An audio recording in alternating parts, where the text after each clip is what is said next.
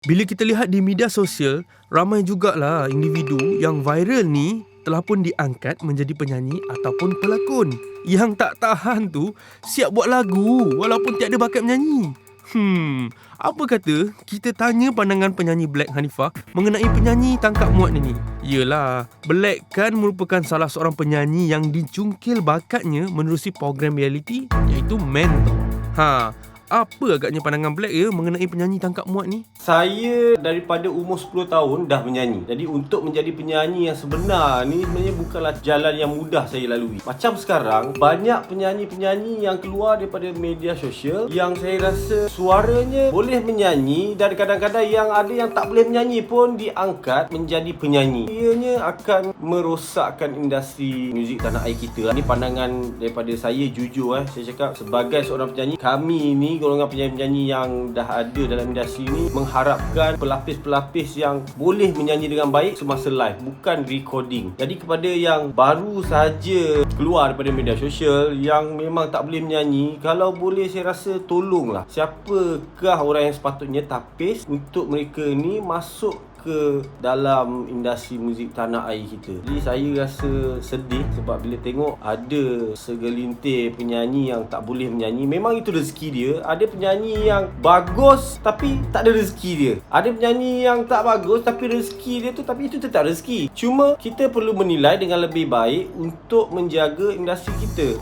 Kepada orang di luar sana lah, penonton-penonton, kalau boleh bijak memilih atau bijak untuk bersuara bagi menentukan penyanyi mana yang sepatutnya berada dalam industri. Jadi kalau kita tengok bila ada artis tangkap muat ni, dan ada juga yang tidak gemar sebab ada yang boleh nyanyi, okey, alhamdulillah. Yang tak boleh nyanyi ni nampaknya macam merosak industri. Jadi macam Black sendiri, ada tak rasa macam benda tu menggugat perjalanan selaku anak seni? Sebab kalau kita tengok penyanyi-penyanyi lain pun ada juga bersuara mengenai benda ni tau. Saya rasa saya tak adalah lama, baru lebih kurang 15 tahun dalam industri. Kami ni berjuang bermati-matian, berhabis-habisan untuk memilih lagu-lagu ataupun melodi yang sedap untuk dipertontonkan, diperdengarkan kepada umum. Dan kami bekerja malam sampai ke pagi untuk memilih lagu-lagu yang sesuai untuk diperdengarkan. Dan bila keluar lagu-lagu yang viral, bila saya dengar, saya sendiri tak faham apa yang diperkatakan, apa lirik dia, saya tak boleh nak clear. Sebagai seorang penyanyi sebenarnya, yang paling penting adalah sebutan tu perlu jelas. Melodi tu perlu ada melodi yang sedap untuk halwa telinga kita dengar. Selebihnya pada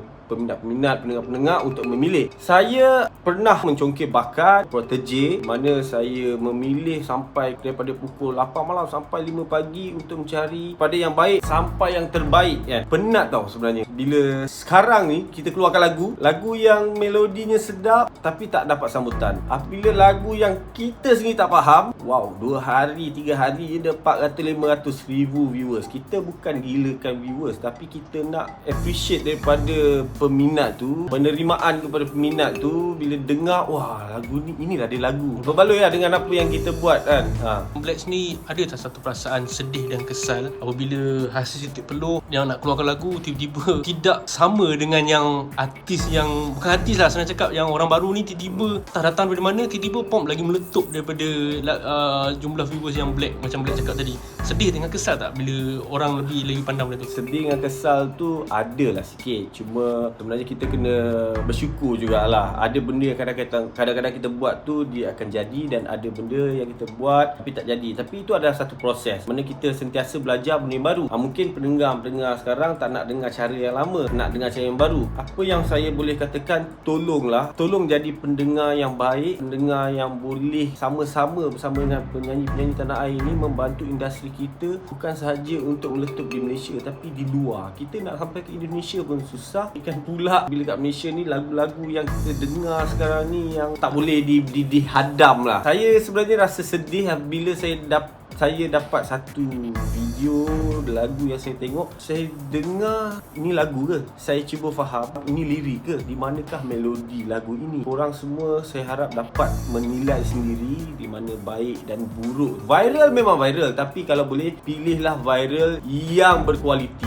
jangan viral yang berkuantiti. Tapi bila sekarang ni zaman viral, zaman TikTok, zaman yalah social media ni ada, saya tak nak salahkan social media ni dan sebagainya. Saya rasa ini adalah platform yang bagus untuk anak-anak muda, budak-budak baru keluar daripada zon selesa yang tak ada kerja. Mungkin inilah cara dia nak dapat rezeki yang lebih daripada social media ni. Cuma apa yang mereka buat tu kalau boleh jangan nampak memperbodohkan diri sendiri. Kalau boleh buat benda yang bermanfaat, yang beri manfaat kepada orang lain, menjadikan diorang ni mentor. Jangan buat benda yang mengarut. Dan stesen TV, kalau boleh harapan saya media-media tapis benda-benda yang tak sepatutnya keluar. Kalau kita keluarkan juga mereka-mereka ini, itu juga merupakan publicity untuk mereka. Walaupun buruk ataupun tidak bagus mereka punya perangai ataupun dia punya bakat, diangkat-angkat, lama-lama orang akan ikut juga.